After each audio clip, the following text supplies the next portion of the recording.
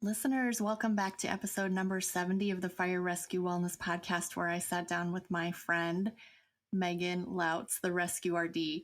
Megan is now a 3-time podcast guest, and I so appreciate her willingness to appear on the podcast multiple times. We had a really interesting discussion about nutrition throughout the firefighter's career, everything from CPAT to mid-career to injury to leadership and administration. It was a really interesting conversation, and thanks for joining me today. If you wouldn't mind, please give me a rating and a review on whatever podcast app you listen. Thank you for joining me on the Fire Rescue Wellness Podcast. I'm your host, AZ. I find the research and resources and then provide the fire service with the so what, now what, to ensure the health and well-being of every member of our profession. Together, let's thrive. Hey everyone, welcome back to the Fire Rescue Wellness Podcast. I am right now in Megan Lautz's bedroom. Megan Lautz, the Rescue RD. Now don't make it weird. It's her bedroom at my house. I'm not actually at her house. I was going to say, wait a second. I'm not aware of where I am. No, I call this Megan's bedroom because she's basically the only person that ever comes to visit me. So that's true. Here we are.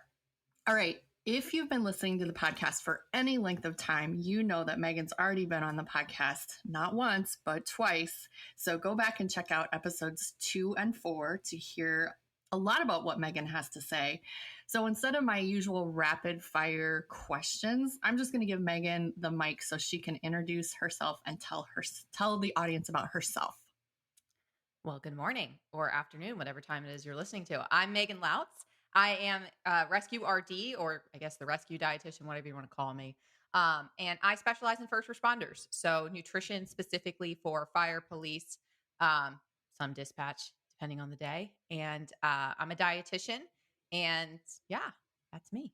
That wasn't very put together. Well, and here's the thing, Megan, sometimes I have to prompt Megan, but Megan is a civilian, but she has done a metric shit ton of work to really understand the fire service. So tell us kind of those little things that you've done so that you know what's going on with us, Megan. Yeah, that's absolutely a point of clarification because sometimes for some reason people think I'm a firefighter. Unfortunately, I can't do blood, guts, and dead bodies. So that kind of knocks me out of firefighting. But when I started off working with fire, I took the CPAT. It took me 2 or 3 times, but I ended up passing it. Tried to do as much as I could with the academy, did 24-hour shifts with some busier stations and some slower stations just to try and understand things. And my goal is to really understand your terminology, your jargon, some of the challenges you're specifically up against, and then put nutrition into those little holes to kind of fill the gaps.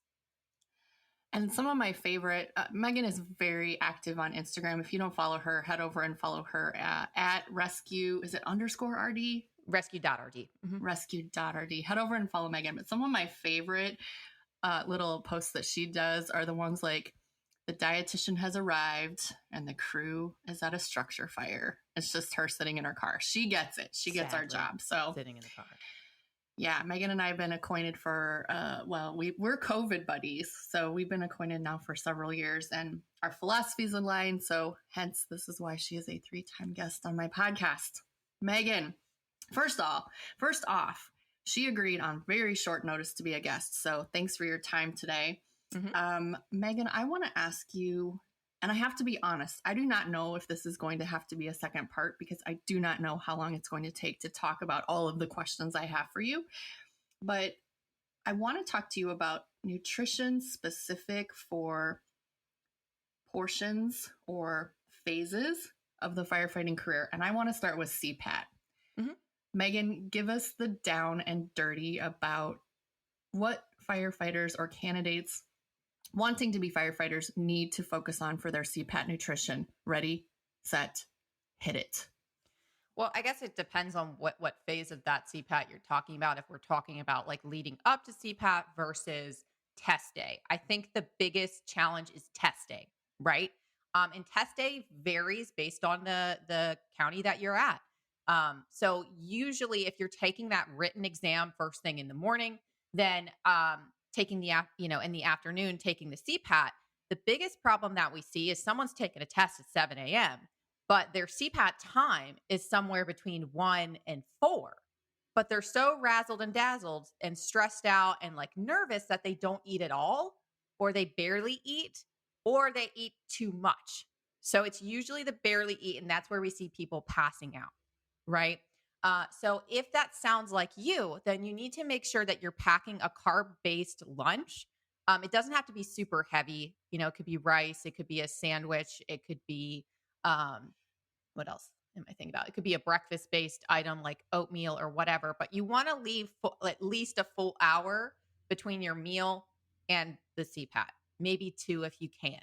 If you don't have time for a meal, we're looking for things like applesauce pouches. I'm a big applesauce pouch freak. Everybody's like, why are you recommending baby food to the firefighters? They're portable, they're non-perishable. You can share them with your kids if you feel like it. Right? But we don't feel like it. We don't want to share it with the kids, right? So you have to get your own special pack. But applesauce pouches are great because they don't weigh people down. Like some people will say, like, if I have a banana, I'll throw up. Okay, well, the applesauce pouches will work pretty well then for you because they're very easy on the stomach and they're a quick source of carbs. You could do fruit, you could do a bagel, you could do any sort of carb-based thing that's light. Some people, dry cereal will work, like Cheerios or whatever. But basically, we want something carbohydrate based because the CPAT is less than 10 minutes, a lot less than 11 minutes, right? And it's high intensity, quick bursts, right? So the things that support activity for high intensity, quick bursts are going to be primarily carbohydrate based. And you said something interesting, Megan. It never occurred to me before. It occurred to me that things work different in different parts of the country, but I didn't think about the CPAT. At least in Illinois, you are responsible for going and getting that test and having that card on your own, right, before you even show up to test. So let's talk a little bit about, you mentioned test day versus nutrition leading up to the CPAT. And I know that we could probably talk about that forever, but talk about maybe what these firefighter wannabe people should be focusing on with their nutrition. So that just kind of pulls you back down to nutrition for Gen Pop or like active populations, slightly more active populations. In general, from a GAP standpoint, Katie Dennison more talks about this on the fitness side, then I'll get to the nutrition side. For males, it tends to be that they're strong enough upper body. They typically have the power, but they don't have the cardio to get through CPAT. So they're focusing more on cardiovascular stuff because hypothetically, they're typically more at the gym lifting weights than some females. So for them, it might be eating a little bit more carbs to support that cardiovascular training that they need to do. For women, the gaps tend to be upper body strength and power when it comes to a fitness perspective. And they also have the gap of typically eating less protein or not enough protein to support the muscle growth and recovery. So for them, we're trying to get a carb and a protein after each workout and spreading protein throughout the day. If I was going to summarize general nutrition or like the things that you have to prioritize and focus on the most, because those are the gaps, it's get a protein and a plant at every meal. The plant is a fruit or a vegetable, and you're doing better than 90% of people. Now, for prepping for CPAT, for rookies, you're going to need a carb there too. But those are the two things that people forget about is the protein and the plant. So I'm going to say it again, and then I want you to say it again. Get a protein and a plant equals a fruit or a vegetable at every meal, and you're doing better than 90% of the general population. Yes? Yep, I would say so. All right. Those are the things that people miss. When you're busy, when you're tired, no one wants to eat fruits or vegetables. They're more work. They go bad quick, all those excuses. So those are the things that most people need to focus on. Right. I just went to the grocery store before this and I got that bag of spring mix, which I will throw away in 2 weeks when I get my new bag of spring mix. Exactly. Correct. Yes. All right. So now that our firefighter wannabes have gone through the process of the CPAT, they've passed the CPAT, they've been accepted to an academy as a recruit. Now let's really dig into that kind of recruit nutrition, because I know you like talking about this one. Yeah. So recruit nutrition, I could go on I have whole presentations on this. Do it. Give it to me. Give it all to me. Right. So when it comes to presentations or like when it comes to nutrition for a recruit, it depends on what type of academy you're dealing with, right?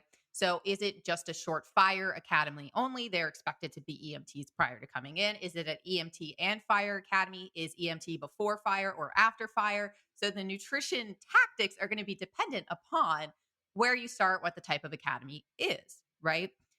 In general, the academies that I've worked with have been like roughly 6-month academies where they have EMT first and then they have fire after.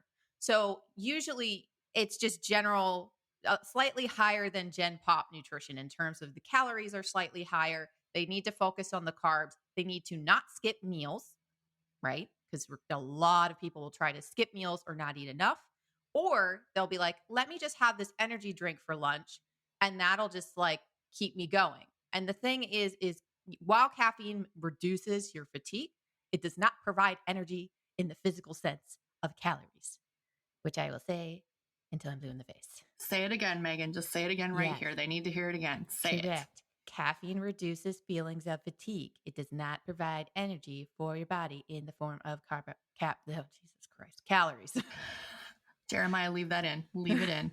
There's going to be a lot more screw ups down the line. Well, and I know that you're not finished talking about recruit nutrition. We just went on a tangent, but I do want to ask you a question because it occurs to me. Some of the firefighters that are coming in to the academy potentially might be overweight. Mm-hmm. And I have a feeling they see this as an opportunity to improve their body composition or lose weight. Sure. Is this a good time for them to do it? So I would just say I'd rather people eat at their maintenance if they were going to, like, first we need to figure out your maintenance. You need to eat the calories required for your maintenance, and then we see what happens. So, at Fairfax and Montgomery County, which are the two counties that I've worked with full time, we've tracked data for this. On average, during the EMS to fire portion, we see like a slight reduction in body fat. Sometimes we see an increase in muscle depending on how that recruit came in. Like if you were a powerlifter bodybuilder, you're going to lose muscle because you're shifting the type of exercise you're doing. If you were, kind of a noodle, you put on muscle, right? So you're going to see those body composition shifts probably regardless. But it's going to be better for you energetically. When I say energetically, not from just a physical performance standpoint, but also a mental performance standpoint, right? EMS or EMT classes are very mentally draining. You need to eat to stay awake, right? Oh, yes. Yes, ma'am. I hear you on that. And you talked about eating at maintenance. And as the dietitian, you have it's a pretty straightforward task for you to tell someone, give them some direction, and then sort of see what happens and make adjustments. But let's now pretend that the people listening just don't have the benefit of a dietitian. Yeah. How can they go about figuring out eating at maintenance? Yeah. So, my suggestion is usually like MyFitnessPal or something like that. Most people have used it at some point. The problem is most first responders or people who want to be first responders, they go into MyFitnessPal, they want to lose some body fat. So they hit minus 2 pounds a month or 2 pounds a week. And then that puts them in this crazy calorie deficit. Like if I put that in right now at 5'6", like it's going to put me at 1,400 calories. I will kill someone if I have 1,400 calories in a day. It's not worth the risk. It's not worth the risk of starving Megan. Yeah. I feel like 1,400 calories a day really isn't enough for like a 12-year-old girl. No. And especially not in an academy, because you have to understand, like, you're going, even during EMS, you're probably getting a solid hour of PT, maybe up to 2 hours of PT in the morning. So you have to make sure that's a big piece as well with this, is making sure you're eating something for breakfast. And almost every academy that I've worked with, they get in at 6 a.m. and the earliest that they work out is 7 a.m. or 8 a.m. So if you're not eating, like, coming in fasting means you're going to get lightheaded. You're probably going to pass out. You're going to bonk some point. And also there's some evidence in athletes, from my understanding, that people who fast in the morning actually start to get they bonk later in the afternoon, even for afternoon workouts. So you can't afford that during EMT classes, right? So eating breakfast can make a big difference. I know there's a whole, oh, what about intermittent fasting? I'm sorry, we're not doing any weird diets during academies. You can't afford it.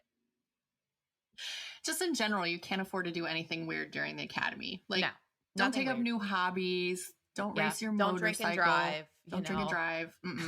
No. Keep your mouth shut on the Twitter. Yeah. Just don't do weird stuff during the academy. No weird stuff.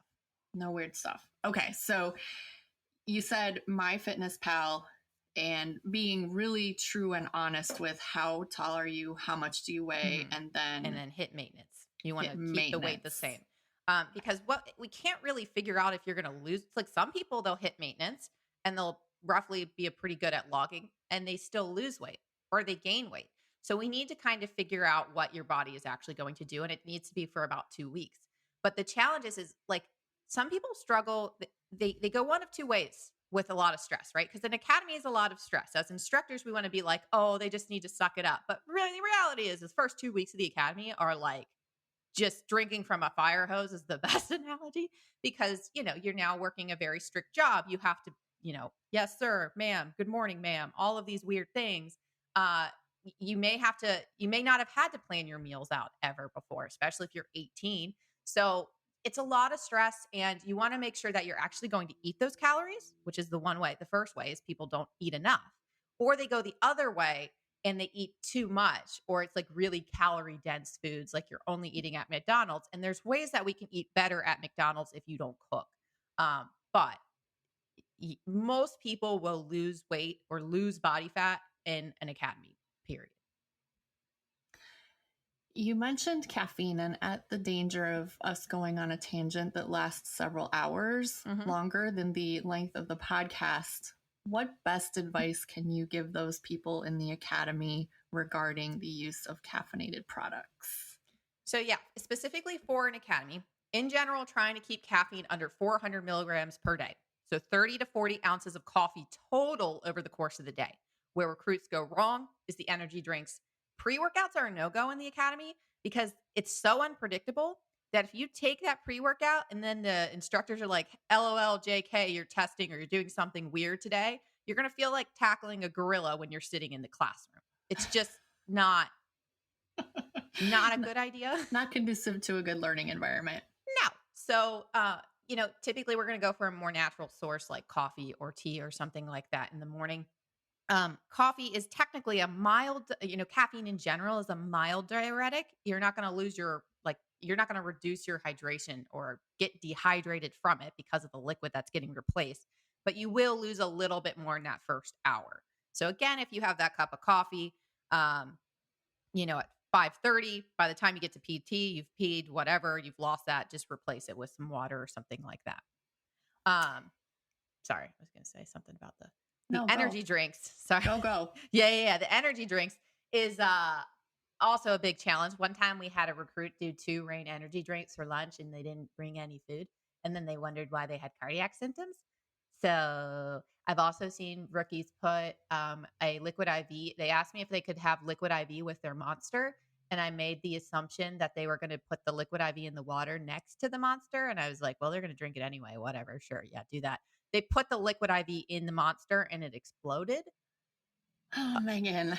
One time I had a recruit, one time at band camp, I had a recruit put 2 full bottles of Mio Energy in their 32-ounce water bottle, which is roughly those, little drink drops, right? They have them caffeinated. That's 60 milligrams per half teaspoon. That's 2,200 milligrams of caffeine in their 32-ounce water bottle. So there's 100 different ways you can screw it up. And I have all kinds of stories that I'll never forget.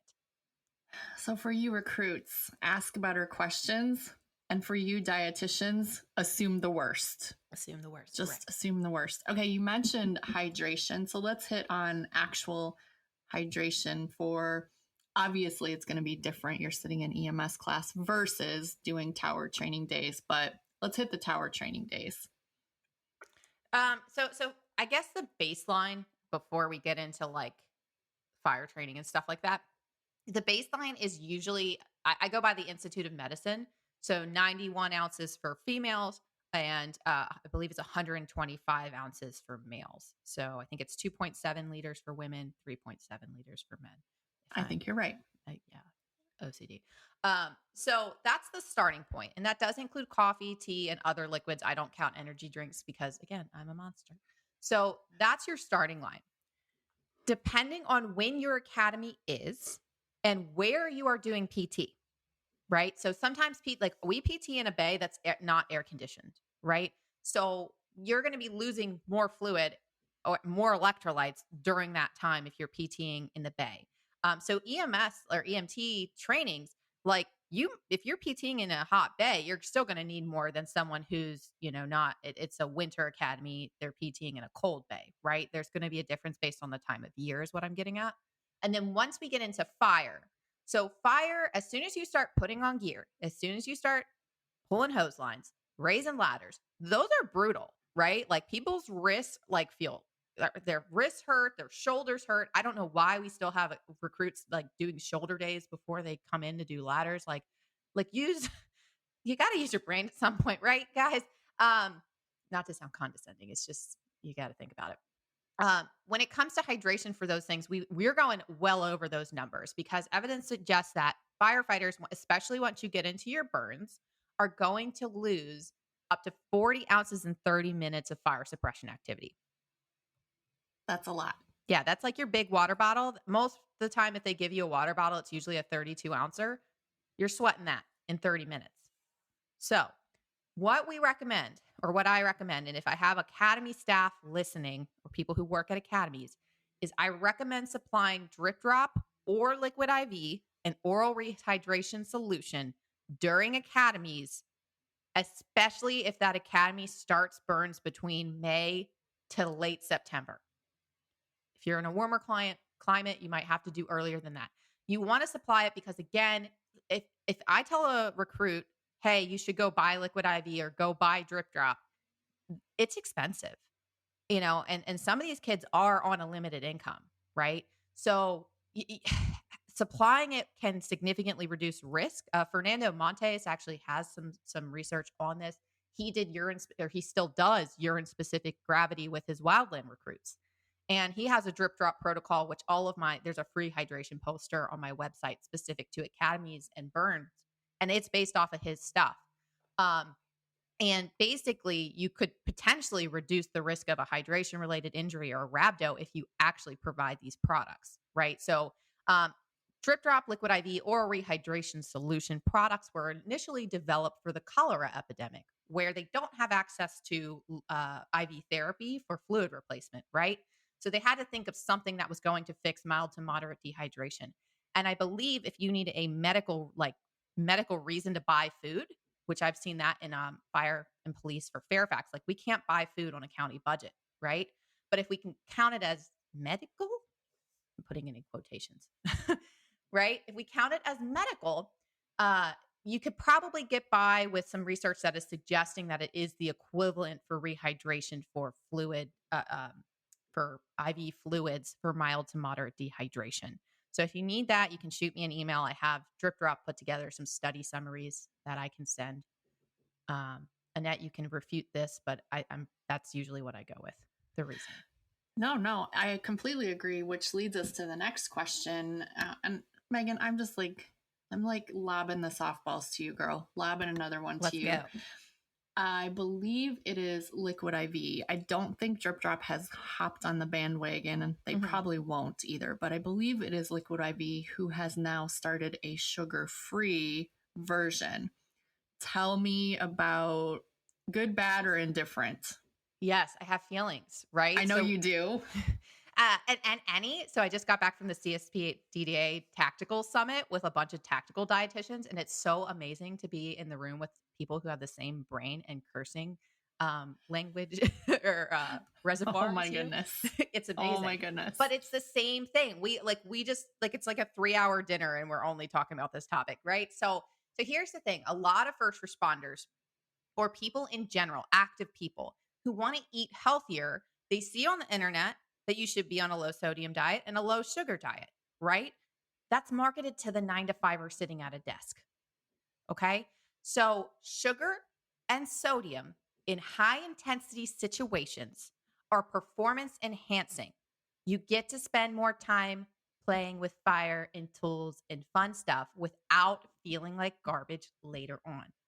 Yes. So why?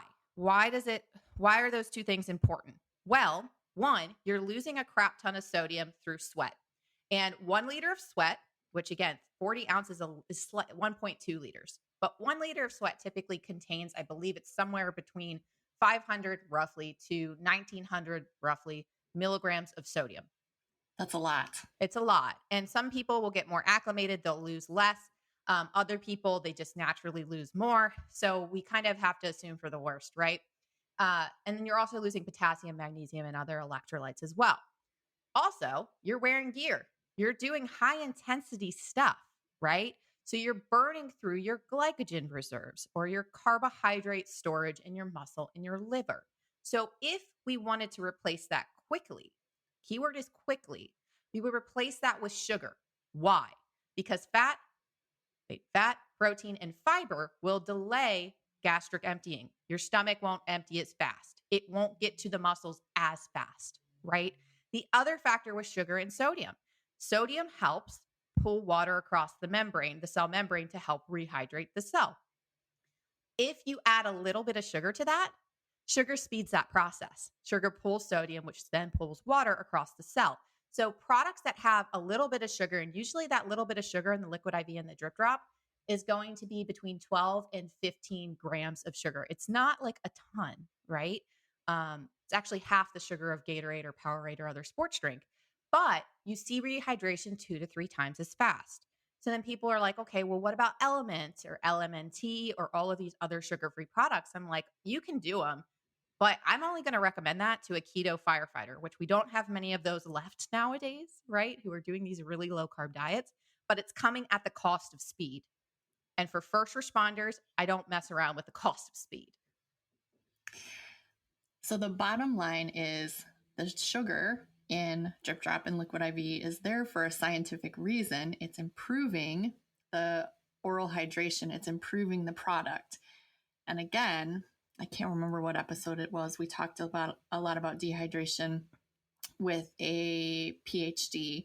And he said, some people prefer and do better with the lower sugar. Some people prefer and do better with higher sugar. If you strongly feel like the sugar in the drip drop is impeding something, you do you, boo-boo, but it's there because of science. Am I right? Absolutely. And sometimes it's just an education deficit. It's hard. And that's what my job is with Rescue RD, is fighting the 9 to 5 nutrition application to a firefighter, a police officer who has different job requirements. We have to adjust. So sugar and sodium, and that's a lot of times I get questions about, can we make our canteen healthier? And I have problem with that jar or that language, right? Because if I say these higher sodium, higher sugar products are healthy, what is a firefighter going to do is bring them back to the day room when they're watching football.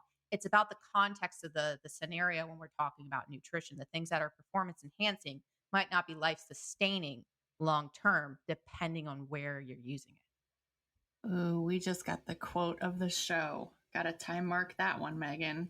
Yes. Performance enhancing may not be life sustaining, and context matters. So good. It depends. That's my favorite. It depends. Ask better questions, and it depends. All right, we went on a couple of tangents. Did we hit the majority of Academy nutrition? Did we miss any big pieces? Yeah, I guess I can summarize it up real quick. So when you're in the academy in general, we see a significant increase in physical activity, even for EMT. It jumps, I would say triples to the fire suppression section of the academy. It usually results in a significant weight loss, primarily because most recruits can't eat enough calories due to the time constraints of the academy, right? So what you're looking at is eating regularly, frequently, and drinking frequently, lots of water. Liquid IV or drip drop products are fantastic. You may need between 3 to 4 of those, depending on the burn and depending on the season. So you can drink a lot of those. So they will prevent you from feeling hungover or just like absolute garbage when you get back from the long day. But in general, we see it's a pretty high physical activity. The calorie intake doesn't quite match. The weight loss, the body fat changes happen. That's why we stick with a maintenance, if not a gain, for some recruits. That's a really good summary. And I feel like a first grader now because I had a story and it fit in a lot better somewhere else and I forgot it. Can I tell it now, Megan? Yes, go for it. Okay. I was just talking to a firefighter. I was at 2 different departments this week giving educational lectures. And I was talking to a firefighter I've known him for years. We worked together at a part-time department a long time ago. And he was talking about he is a stoker for trainings. And he said, Annette, the last time I stoked, I drank 1.5 gallons of water. We didn't actually talk about electrolytes, but he's pretty savvy. I'm sure he was doing electrolytes too. I drank 1.5 gallons of water, I ate 2 full meals, and I still weighed 5 pounds less when I got home versus the weigh-in in the morning. Yikes. Yep. And you're looking at replacing 16 to 20, 22 ounces of fluid per pound lost. And like we said, so we always talk about with dehydration, 2% of your weight loss can lead to like basically very high risk for death and injury, right? And if that's a 200-pound firefighter or slightly less, that's easily 2%, right? So there's actually another free poster on my website that we made for Fairfax. That's a weigh in, weigh out protocol for recruits. And you guys are already we recommend this during fire suppression, and you're already typically doing a weigh in and weigh out, or you're doing vitals is what I meant. So why not add the weigh in and weigh out? So that's a way for recruits, stokers, to learn what they're losing and to get better at doing it up front, because it's really hard when you're like, fire, this is so exciting. We're going to use tools and I'm going to get dirty. And right. Like, you know, you're so excited that you're not thinking about hydration. And then you feel like absolute, am I allowed to say ass? You feel like ass later on.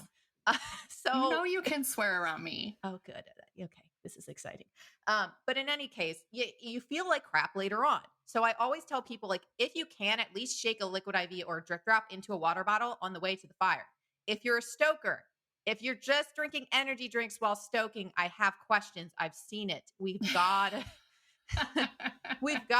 do a lot better with that. And usually I tell people, if you soak through one uniform on shift, it's probably a good idea to do one drip drop.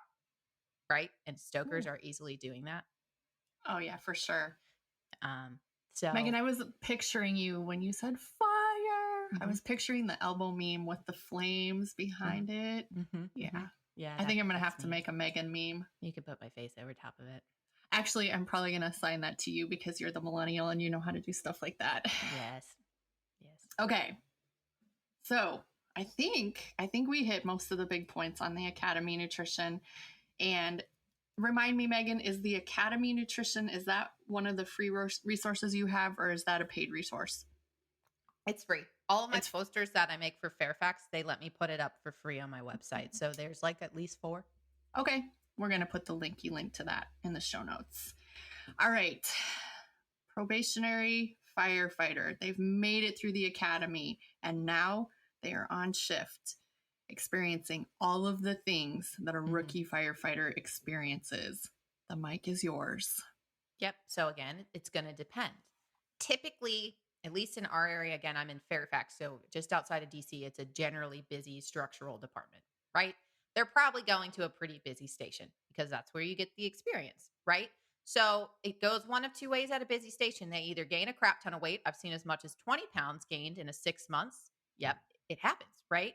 And usually the weight gain is typically because they're so frazzled, they just eat out all the time. And by the time they get to eat, they're inhaling a significantly larger portion than what they might have eaten if they got to eat lunch at noon instead of 4. Oh, Megan, there would be death and destruction if I didn't eat lunch until 4. Listen, but you're on a busy medic unit. What are you going to do? Right? So there's that. Or we have the recruit go the other way. And I've seen as much as 9 pounds lost because some people can't recover from skipping meals. Right? So they just don't eat enough in general. So usually what happens is in general, the averages come out to rough maintenance of weight during their proby 6 months, proby year, whatever you want to call it. It's usually 6 months technically. Now, the reason for this is they typically continue doing some sort of drills, right, with their shift. If They're more likely to work out, of course, if the shift is actually working out. At Fairfax, we have a SOP that requires people to work out on shift. So station maintenance too, they're cleaning more, they're doing the floor. So they're doing a little bit more active stuff in general. The challenge here for most probies is now their diet is also is influenced by the chef or the colleagues, right? Whoever that firehouse chef is. If it's brats and tots every day, Big Mac casserole, cardiac. I think there's also cardiac casserole that I've seen, which is roughly just meats. School lunch. Tell them about school lunch. School lunch was so. When one of the station that I did a 24-hour shift at told me, again, this is a shift of 14 firefighters. It's a big shift. So at $5 to $6 a head, you've got a pretty decent budget there, right? They told me they didn't have enough money for vegetables as I'm walking out of Sam's Club with 2 massive cookie trays that they made me carry out of Sam's Club for some reason. But then they send me a picture a couple months later of school lunch, which was $140 worth of chicken nuggets, SpaghettiOs, cut up hot dogs, and onion rings. Like, what are we? I'm not mad. I'm just disappointed. Is what. So disappointed. I should really have put that on my shirts. So, or you could go to a station, and I've seen a couple of these stations. They're not many, but like the chef happens to be vegan or vegetarian, and he's like, I'm not cooking crap. So you guys can make your meats, but the rest of the stuff is veggies and grains and all of those things. So they could go to that station there and eat well. The other challenge that probies have in addition to that is they have their rookie dinner. And just a few tips on your rookie dinner. Wait, what's a rookie dinner? You've never done a rookie dinner? Is that I don't know. Is that this area? Is that a DC thing? Rookie dinner is like where like towards the end of your probie year, you like make dinner for the station because you're thanking them for doing the things. Yes. They tend to usually bring in steaks and something fancy. Or they'll like just pay for catering because they can't boil water kind of vibes. Yes. Yeah. So you could certainly do that. But if you plan on cooking yourself as a probie, number 1, chicken is not allowed to be medium rare. You have to cook the chicken all the way through. Okay? Same for turkey. Turkey burgers. You don't have medium rare turkey burgers. It's not good for your health. Salmonella is bad. So now that we've gotten that out of the way, so the other challenge is then fitting the general shift standards of the quantity. They typically undercook. Sometimes there's one who just grossly overcooks, like quantity wise, like a tuna noodle casserole, and they're like, we're not eating this for 7 shifts or something like that. So usually I direct them to the free recipe book on my website because the standards are usually $5 to $6 a head. They're inching up a bit because inflation. Oh, inflation is so bad. Right. But the tradition that I've been that most, saltier stations are going to go to the $5 to $6 a head route. Half a pound of protein per person. And the recipe book has 6 shifts of 6, 10, and 14 so that you can cook for roughly that amount. I usually, the rule of thumb is if you're looking at a Pinterest family recipe and it says a family of 4 or a family of 5, that's 2 firefighters. Okay. I'm not saying it's good. I'm not saying I encourage it. You're just saying it's fact. Yeah, it's fact. And like everybody always talks about portion control in the firehouse, right? It depends, right? Like what station are we talking about? Are we talking about the retiree station that ran 2 calls that day and then loafed around the rest of the day? Or are we talking about the station on the highway that's running 15 calls or more in the day and then is going to run 2 to 3 calls after midnight? There's a different level of calories required. So we can't really just say eat a little baby plate, an 8-inch plate, and call it a day. So, or expect people to not eat after midnight. So you kind of have to adjust the portions. And that's why I just tell people, just overcook, quantity wise the dinner so that you do have leftovers for later in the shift, or you do have leftovers for your middle day if you have a middle day. So best advice for your rookies that have to cook their rookie meal: check out the Rescue RD cookbook and cook your chicken all the way. Yeah. It just makes it more mindless. That cookbook was just generated to give you guys healthy-ish ideas. Like Cajun chicken pasta is usually a vibe. That's the first recipe. Where it's just healthier options. It includes vegetables. The fiber's higher. The protein's higher. But it's traditional, familiar, inexpensive-ish recipes. Gotcha. So they make it through probation. They are no longer a rookie. Now what happens? Yeah. So now you got the 20 to 25-year career to go, right? Um, so you're looking at longevity at that point, but there are some specific challenges that come up across the way. Uh, Typically injuries. You might know a thing or two about this. Oh my God, I know so much about injuries, Megan. Right. So actually, every time I talk to somebody who's in the drop or has like 1 to 3 years left or just retired, they have a back, shoulder, neck, or knee injury, and it's usually 2 or 3 of the above. I just have one. Just one. And it's all better now. Well, we'll use finger Technically, quotes. you had a neck. Better. Yeah. I mean, it depends, right? Like some people, also if you stay more fit, you're less likely to have the devastating injury, like the devastation injuries, like the blown out shoulder, the blown out back, all of those things. But the injuries make it hard because if you love Olympic lifts, like you love powerlifting and you blow your shoulder out, are you going to start running? Well, most powerlifters, Olympic lifters, are not runners. Like they hate it. They're not doing it, right? So they're probably not going to do much for a couple weeks, months, whatever, how long it takes to heal. So that can be discouraging. Or you just start getting a bunch of random nagging injuries because a lot of times people don't warm up before they work out. That's a big factor. Like once you get over the age of 25, it's time to start warming up or something's going to get hurt. And I've been telling this to my husband for about, 5 to 6 years, and he continues not to listen to me. So this is a theme. Morgan does not listen. No, I'm not an expert in my own household, right? So we see injuries, but we also see mental injuries as well. So when I say mental injury, PTSD, flares of anxiety and depression, which could be due to sleep deprivation. A lot of times sleep deprivation makes all of that significantly worse. But what a lot of rookies and probies don't understand, I feel like, is this can happen within a year of your career. Like bad PTSD can happen within a year of your career. So like you need to be on top of that if they're especially having a mental health provider, finding a therapist. Not to say that's easy, because I know for me personally, I've had to call EAP and then EAP tries to send me 3 hours away or something like that. It's ridiculous. But that is so essential to keeping on top of that, because it's very high likelihood of that happening at some point in the career. And why is PTSD a concern for the diet lady, right? Well, if you run a really bad call, are you guys going back to the station to like eat a salad? No. I mean, I've heard of stations where they're like, oh, we ran X type of call. Let's all go get pizza. And I'm like, why are you putting that association on pizza? Like pizza didn't deserve that. Or pizza. Like why? So, it changes your food choices. It changes your preferences. So does anxiety and depression. So those 2 things can make it really hard to maintain your weight. Also, the things that tend to pick up over the course of the career, promotional tests.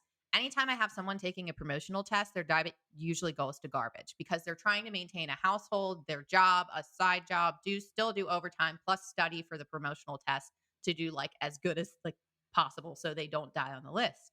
Right? Oh, that's a lot. It's a lot. It's a lot. Medic training. So if you decide to become a medic, that's like a 2-year, I think it's a 2-year process-ish. I think it depends what part of the country you're in. Yeah. I think for us in Fairfax, it was like roughly a year. And then you had these internships after and extra tests and stuff after. Again, it's a lot mentally and physically. A lot of times the working out goes to the wayside. Mandatory overtime, callback. Plus, over the course of a 20 to 25-year career, most people are getting married, potentially getting divorced, potentially having babies, aging parents, maybe have a scare with a heart disease or cancer for themselves or someone else. Like there's all these life events that happen in between. So what we end up seeing is, I think it's between 20 to 50 pounds gained over the course of the career. And the language or the thing that you see is just, well, you should be fit and you should suck it up and deal with it. Completely overlooking some of these specific challenges. And what we need is a little bit more of a stepwise approach instead of suck it up and be perfect approach, especially when you're talking to someone who's probably between 7 to 20 years in the career, right? They've had some time for things to accumulate and it's gotten really hard. So now we need to give them a stepwise approach out. And that might be one less soda a day. That might be a 20-minute nap. That might be a 20-minute walk. I'm not saying that's what the firefighter needs to be firefighter fit, right? To be fit for the job. But sometimes you got to stepwise someone up to that, if that makes sense. 100% agree. There's much more to it than just eat less, move more. So much more to it with first responders. Yep. Yep. It's more of a, like, that is still the key, right? Like, we're not pretending calorie deficits are not accurate or scientific. It's the approach and the application has to be very stepwise. I like to say, like, if you try and go and tell a firefighter to be vegan or vegetarian or jump right into intermittent fasting or cut all sugar, cut all sodium, it's kind of like asking them to get to a second story window without a ladder. So my approach is giving them the rungs on the ladder to reach that, but also understanding, like, sometimes like that the room's going to combust and you're going to slide back down the ladder. And then we try and peg you back up again. Right. So it depends. That makes fantastic sense. And so one point that you brought up that I actually hadn't thought about before is that, because in my notes, I have this broken down very specifically: CPAT and academy and rookie and early career, mid to retirement, injury, and desk job. But that injury could happen at 1 year. Yep. Mental or physical injury. That desk job could hit you at 2 years into the career. And it's not so much a mid-career retirement thing as it just, everything operates on a spectrum. Mm-hmm. Mm-hmm. Mm-hmm. So then you have to adjust and get back to it. So I think where a lot of people get stuck is they get into this hole, and then all of the language and all of the stuff even the firefighter stuff is just too intense to meet them where they're at. So they continue to bounce between black and white. They're on the plan, they're off the plan. And if you've been on this yo-yo thing for most of your career or even the past few years, then we need to slow it down so that you actually stick to it. And also, you have to learn to kind of give yourself grace when you screw up, when you go on vacation, right? Like, a lot of people will come to me like this summer. Everybody comes to me the week before the vacation and they're like, I didn't really want to come and see you, but I made the appointment a while ago. So here we are. I'm like, go enjoy your vacation. How many vacations do you get in, your lifetime? You don't, right? If you want to eat a little healthier, sure, protein in a plan at every meal, and then I'll give you an A+, right? But there are going to be points that you fall off. And if you're in a cut, like if you are trying to lose weight, a lot of times I'll give you a diet break for your vacation just so that you get that mental and physical break. Because if you've got 50 pounds to lose, it's going to be a year. And are we going to be eating perfect for a year? No, most people aren't. Realistically. I mean, realistically. The other thing that came to mind while you were talking, I had another firefighter text me. First off, oh my gosh, they never text me right when they get injured, or even right soon after they get injured. No. It's when they're almost better. Mm-hmm. And then they're like, oh, hey, I assume that you heard that XYZ. I'm like, no, I did not hear. But he said, I hurt myself. I had surgery. I've gained weight. I feel bad about it. So I'm trying to cut my calories. And I was like, ugh. I sent him actually the Abby Smith Ryan article about fueling during surgery. But we have to keep in mind too that while we're injured and rehabilitating, obviously we don't want to gain 40 pounds, but that is not the time to be trying to maintain or lose. We got to feed that injury to get better. So, right. And keep the protein high and the antioxidants high and the omega-3s yes, high. Alcohol low, which unfortunately, so here's an interesting thing with that. Getting majorly injured as a firefighter, especially a firefighter whose identity is a fit firefighter, is an identity hit. Mm-hmm. So typically it's also kind of a mental hit, right? So, and the mental hit on top of being kind of, what's the word for it? Immobilized, right? Plus you're away from your crew. You might be around your family, which some people don't always want to be around. It's crushing. I used to do bodybuilding and I actually blew out my elbow right before my show and I went nuts. Like, I was just, the mental injury was just huge at that point in my life. So it happens to a lot of first responders as well. So then, of course, what do you eat when you feel like crap and you're sad for yourself and blah, blah, blah? You eat garbage, right? So that's another point where I'm like, hey, if you're on light duty for an injury, you should probably be seeing a therapist. I know it's a little uncomfortable, but let's talk through some of these things, right? And also, no firefighter wants to be on light duty, right? Like they all hate light duty. So at least call the therapist to just complain about light duty, because what they end up doing is calling me and then they complain to me about the light duty. And I'm like, what about vegetables? But water. Right. They're How like, much I don't coffee feel are like you you're drinking? hearing me, Megan. Yeah. Yeah. Oh, So yeah. light duty, I guess you didn't want to talk about this, but we're going to talk about it. Let's talk about troubleshooting for light duty, right? Yeah, 'Cause let's do it. most people are going to fall into light duty at some point in their career, right? So usually what happens for light duty, at least in Fairfax, right? Everybody's got these crazy commutes, including myself, because I make bad life decisions. So typically you're now working 4 to 5 days a week, a desk job-ish, right? And you're going to have long drives. What people don't realize is light duty, or even switching to the academy. I will count switching to an academy instructor position. It drains you in a whole different way than shift work. Your sleep gets a little bit better, but if you're getting anxious, then it gets worse.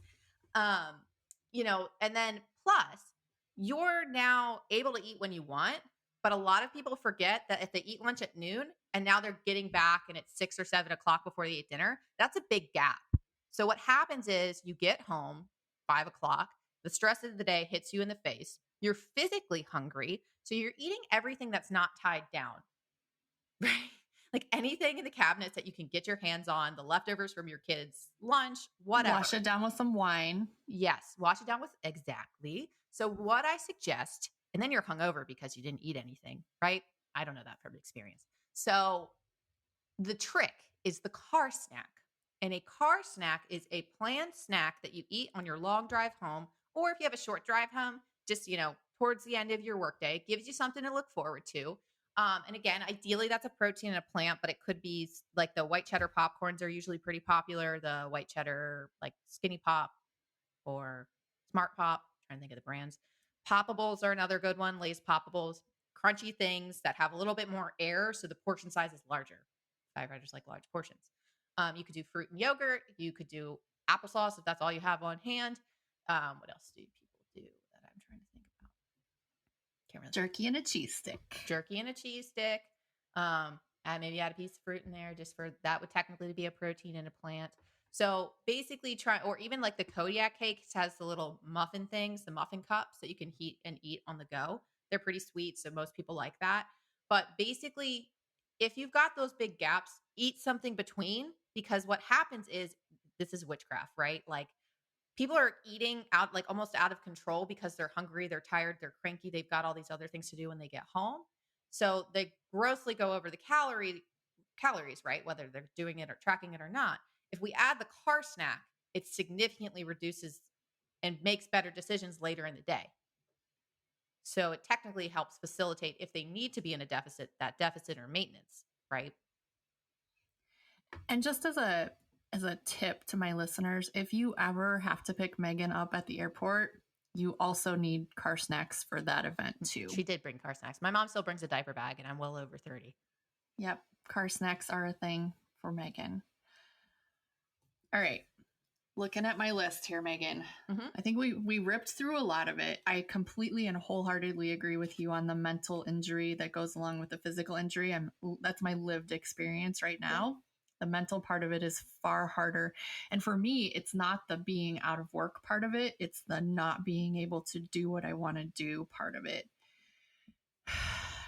It's exhausting and makes me very sad. Yeah. We hit on CPAT, we hit on academy and probation, and then kind of blended the whole early, middle, and late career together. We talked about injury. We talked about desk jobs. Did we miss anything, Megan? Leadership. Hit it. Yeah. So leadership. This is once you like hit lieutenant, captain, officer development, chief positions, right? Typically lieutenant and captains, you are now going to shift more into that kind of administrative role. So like you're nagging people to do target solutions for like the rest of your life, it feels like, right? Like, welcome to my life. Yeah. Hey, complete it, right? So you're doing a lot more desk work. You're seating now you have to have awkward conversations with people. It's different. It's a shift, but it's also a huge opportunity for you to encourage your shift to work out, to eat better. You now have more control of that because you have a little bit more power in those situations. You could actually, Dr. Joyce, Jill Joyce, she works with your buddy Jay Dawes. I just saw her present, and she had some really interesting stuff. She got a grant and she like basically bought shifts like not tons, several pounds of fruits and veggies. And her rule was no crap on the counters, only Dr. Joyce's stuff on the counter, right? The fruit, the granola, the nuts and seeds, um, those kinds of things. And then also she had hummus and broccoli and carrots for people to eat. And I believe she found that firefighters, when they did that, ate an extra pound of produce. I don't know if that was per shift or per like tour or not. They ate a significantly amount more produce because of what was Wow. available in front of them. So as a captain, you have an option to say, we're not keeping the stuff the community drops off on the counter and on the table. We're not keeping the donuts that we keep cutting in half and in quarters throughout the shift. And then you end up eating 3 donuts, but it's not really 3 donuts because you cut it in half. It's still there. You put it away in a cabinet. It's available, but it's not something that it's outside out of mind, right? So you have that opportunity to make that change. You have that opportunity to say we're working out on shift or we're going to adjust based on calls. You have those opportunities. But for yourself, then it suddenly becomes I've got to finish these target solutions or these reports or these other things. So it becomes harder for you yourself to stay in shape and eat better. The other challenge I see for new lieutenants and captains, and sometimes they're a relief, right? So they don't have a home. They don't have a home station. They're like filling around the battalion, and living out of your car is freaking hard. So there's a new handout. This one is paid. I think it's like $8 on my website. That's called Go Bag Grabs. And it's non-perishable snacks that last for, several weeks that are healthier options that you can keep in a go bag. Also great for any level, right? But if you are on that relief rotation, it can be a little bit harder to do some of those things. And then, of course, as a captain, as a chief, if you're pulled to a more desk work kind of position, then your physical activity goes significantly down. And your control over working out on your schedule may go to crap. So you may have to work out first thing in the morning because that's the only time it's going to happen. Right. And also, like, again, it's, doing those behaviors can impact people below you. It's a huge part of leadership. So take advantage of that, but also understand that you're going to have to adjust based on where you are in your career. I believe I got this from Alex Hermosi. I was listening to something marketing from him, and he was talking about how with a new identity comes new priorities. And that's kind of what we're talking about today is as you shift and move through your career, your priorities are going to change. And sometimes, unfortunately, those priorities don't include nutrition and fitness because you haven't figured out how to adjust around that new schedule, that new lifestyle, that new girlfriend, that new baby, or the loss of a parent, the loss of something, the loss of a dog, like all of those things change and shift your priorities. So sometimes you need someone to help you look at your life objectively and be like, hey, you do need to kick it up a little bit here, pull back on this a little bit there, and have someone objectively look at that for you. It's always better to get a second set of eyes on it. Yes. Always. That's my job. I'm the second set of eyes. Questionable. Second set of eyes. Right. Definitely not the adult you want in your life. No. Megan is not the adult. She's just a good second set of eyes. I can change a light bulb and that's all I got. Sometimes I use saws. Megan, if the listeners want to download your cookbook, get your free resources, get on your schedule, have you speak at their department, how do they get a hold of you? Yep. So my website is rescuerd.com. I am now on Instagram, TikTok, LinkedIn, and Facebook, rescue.rd. So I post 6 times a week on firefighter-specific nutrition and have several paid resources on my website. I actually have a membership now for departments if they're interested, which has access to all of my archives, 8 hours of presentations, all of the guides, all of that's included. And then, of course, several free resources if you're just kind of getting into this. The recipe book, the posters are the main things that I have on the Rescue RD. If you want me to come out and do a presentation, my email is Megan@rescuerd, MEGAN I spelled it the right way. You're ridiculous.